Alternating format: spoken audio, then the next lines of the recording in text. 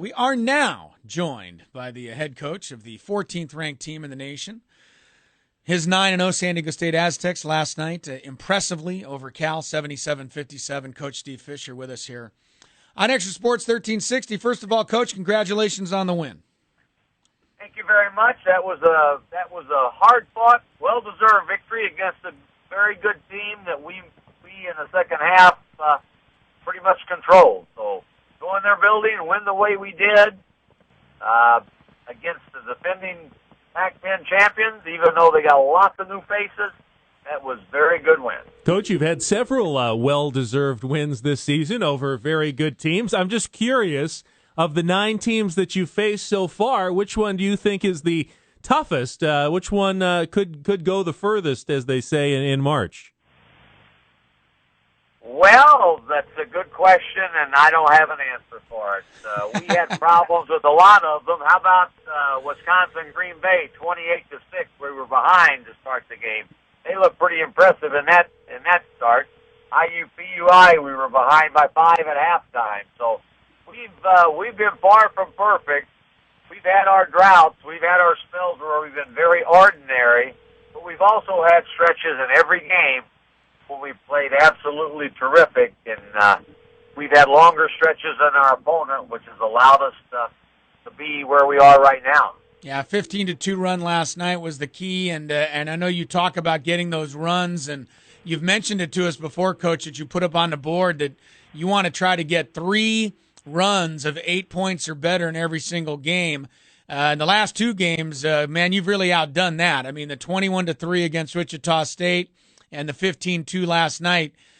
Can you give us a little of your halftime talk to the team last night? I mean, you know, both Ben and I thought that in a lot of ways you guys won the game in the first half last night because you didn't play well, yet you continued to defend, you continued to scrap and battle, and you actually came out of the first half with a lead despite not playing well. But I know that at halftime you told your guys are going to have to play a whole lot better in the second half. Chris, I was hot at halftime. I was angry. In my opinion, we could have, maybe should have been 10 points ahead. Cal had to be talking, hey, I'm Cal coach. We shot 7 for 29 from the field, and we're only 1 point behind. And that's a fact. They shot awful. Part of that was our doing. And they're only 1 point behind at half. And an illustration, we had a 7-point lead where we were in a nice run. We're going down we had a steal coming down, and DJ saw Malcolm coming from behind, flipped it behind his back, and we turned it over. They go down and score. Could be 9 or 10 ahead. Instead, we're 4 or 5 ahead. Then late in the half, Chase gets a steal. We're 4 points ahead with the ball, 20 seconds to go. He took a shot. Even though it was a good shot, it was a bad shot because of the time and score. We should have taken the last shot. He misses. They come down, and Mehdi fouls Gutierrez at the buzzer, shooting a 3, makes all 3. Instead of being up at least 4, maybe 6 or 7, we're 1 ahead. So I was not at all happy with some of the stretches and some of the things that happened in the first half. I felt as if we guarded the same way in the second half, we would have a great chance to win, and we did that. But we had some flaws in that first half that can't have.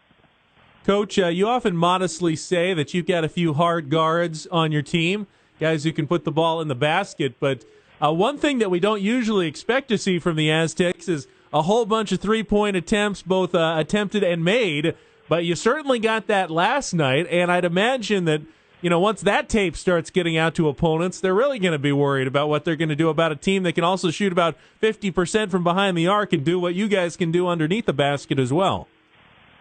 As we prepared, Ben and Chris, for Cal, one of the things we said we wanted to do is really make it difficult for Gutierrez, Crabb, and Franklin to get open threes. They were 0 for 9 from the game. They did not make a 3. We did a great job defending the 3. The flip of that, Rayon came in the game and had 3 threes like he's done in several games to spurt us. we have the ability to stretch the defense. We can't shoot 33s a game. I don't want that, but we have the ability to make threes. We've made them in important stages, and it's like a lot of things, like good or bad things. It can be contagious. You have a turnover, you have a missed free throw, it seems like the next guy turns it over and misses a free throw. You make a three, a couple in a row, all of a sudden you can make a lot of threes in that particular little run or moment that you're in. So we can do just enough to make Malcolm and Billy and Carwell and Tim and Meddy their job a little easier operating one-on-one on the inside by stretching the defense for our ability to shoot the three. Coach Steve Fisher's Aztecs 77-57, 20-point win at Cal, 9-0. Did you guys need that one, Coach, even for a little bit more confidence right now going forward? I mean, is every step you take right now important in terms of it continuing to increase the confidence level of your basketball team? We talked about don't look too far down the road, and I equated it to a journey of driving home from the arena to Del Mar. You can't just close your eyes and you're home. You have to pass 3 stoplights, take a right-hand turn on Montezuma, 2 more lights, get on the 8, go a little bit, get on the 805, and now you're going. Same thing. You have to take it one little. I told them one pit stop at a time, and you have to focus so much on how you're going to take care of your business at that stop that you can't start talking 15-0 like everybody's trying to talk to us. So that game was important in a lot of ways. One, I didn't know this from our crack SID, Mike May. We haven't beaten a Pac-10 team on the road in forever. Long before I got here, I believe 1982.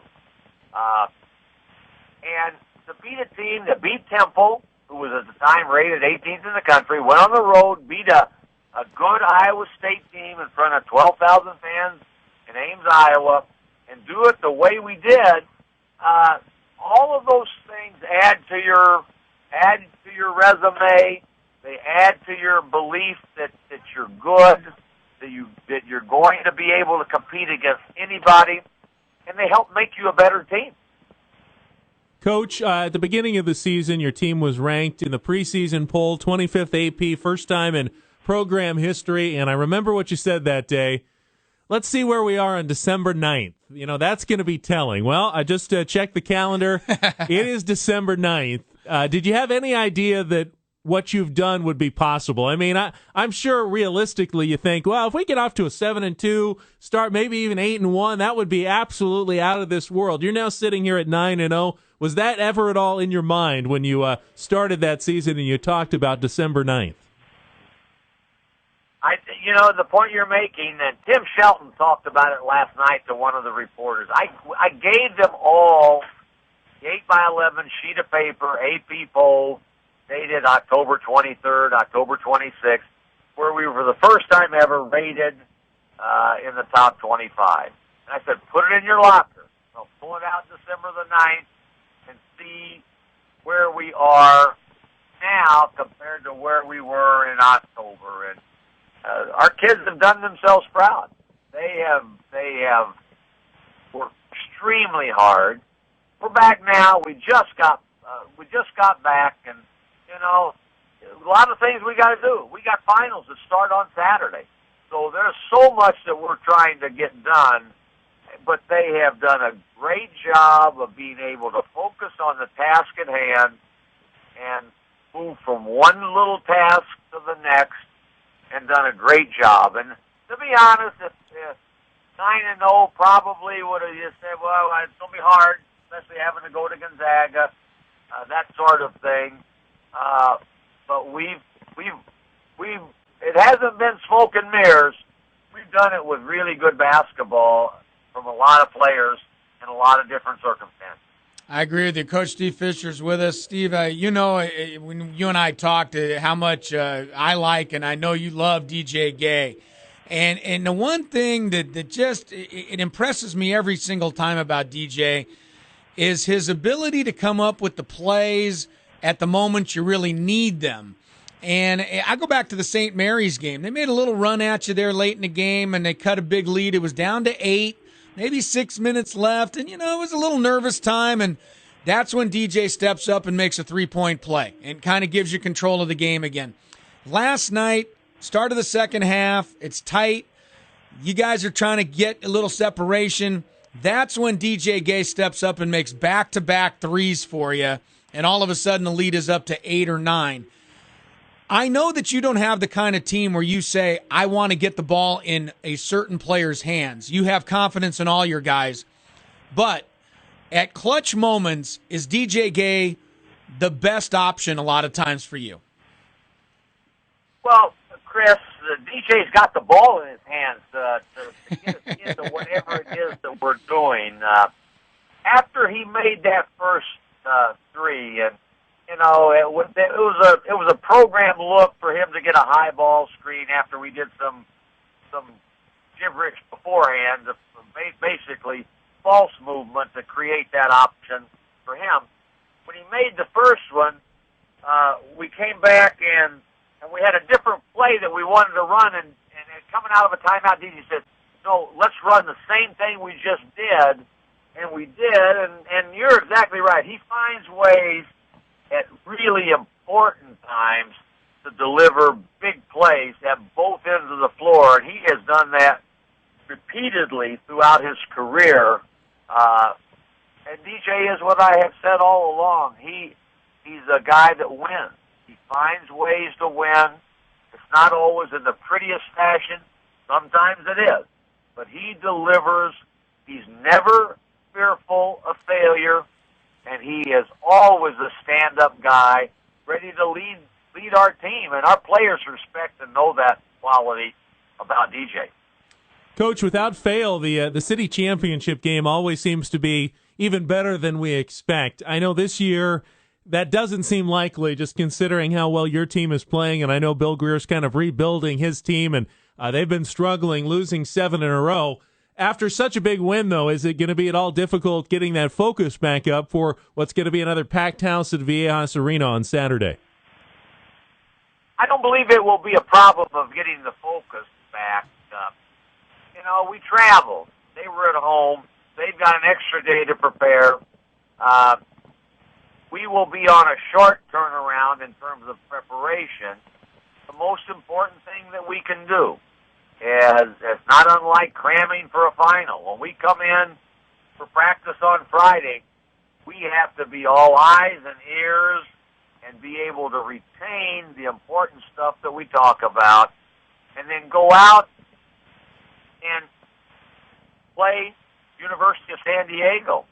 We can't be thinking about, that final we have to take on Monday. We can't be thinking about, Christmas or down the road or whatever it might be or what we did yesterday. We must make sure that we come out and really compete hard. And one hammer that I have is a bench. And guys, that if there's an effort letdown, that we can go to the bench. I read an article that one of the Boston Celtics assistant coaches put up on his web or whatever it is, and he talked about 3 things that they evaluate: playing hard, personnel, and your technique. And the first thing you look at is playing hard. So don't get into changing the scheme and changing the plays if effort is the issue. And that's what we look at every day. Effort. If you give a quality effort, everything else seems to fall in the line eventually. You're not going to make every shot. You're going to have some turnovers. But if you play with that hard edge about you, eventually, if you're good enough, things fall into place. And fair enough to say, Coach, that, during your coaching career, and all of the great teams that you've coached and all of the great players that you've coached at Michigan and at San Diego State leading up to this team, even though you preach that, and every coach preaches that, right? There isn't a single coach who ever says, hey, guys, let's go out there tonight and we're not really worried about your effort. You always talk about that, but it is easier said than done, and there are certain teams I'm sure in your career that you've had to prod a little bit more than others to make sure that you get that effort. And I just don't see that being an issue with this year's basketball team, or at least I haven't seen it yet. You haven't seen it yet, and hopefully you don't see it. Every year for 11 years, this is my 12th year, I haven't pulled it out yet.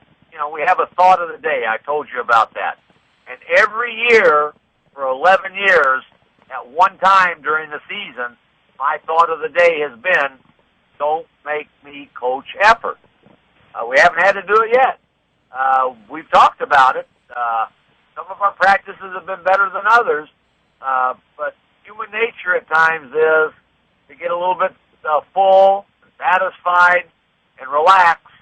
And when that happens, you are asking for somebody to thump you alongside of the head. And we've all seen it. I've told our kids this. I was an assistant at Michigan 1988 in December. We're playing in a tournament in Utah. Our first-round opponent is Anchorage, Alaska. At the time, they were Division II. I watched them warm up, and I was a little bit gullible and naive myself. I didn't say this to anybody other than Dutcher, who was sitting next to me. I was high up in the bleachers, and I said to Dutcher, Dutch, name the score. And they beat it. And they beat it. We went on that year to win the national championship in the spring of '89. And it's just what you talked about, just what I talked about. We lost to a team that at every position we were 3 times as good, and we didn't get the job done. And it was everybody's fault, including the coaches. Well, we haven't seen that this year. A perfect start, 9-0. Coach, congratulations on another big one last night at Cal. Your team is so fun to watch that even when you're winning by 20 in the second half, I don't think any of us are tuning the channel, man. I think we're all sitting here enjoying every bit of this. And, like Ben said, I mean, look, the records don't match up on Saturday night, but USD ago, and I know that you're expecting another great one. If nothing else, it's going to be another great atmosphere at Viejas Arena. Looks like maybe another sellout. Your kids deserve it, and the job you've been doing, this team deserves it. We wish you nothing but the best of luck, and we'll see you out at Viejas on Saturday night. I appreciate it, gentlemen. We appreciate your coverage of our team, and I want to say this, and you guys have helped us. Our fans have been so instrumental in the success of our basketball team that we cannot heap enough praise on them, and we are going to continue to need them, not only Saturday, but Monday when we play Cal Poly, the following Saturday when we play Santa Barbara, and our students will probably be gone. Our fans have made that building electric and made it as good a home court as there is in the country. Love it, Coach. We'll see you Saturday night. Thank you, gang. Appreciate it.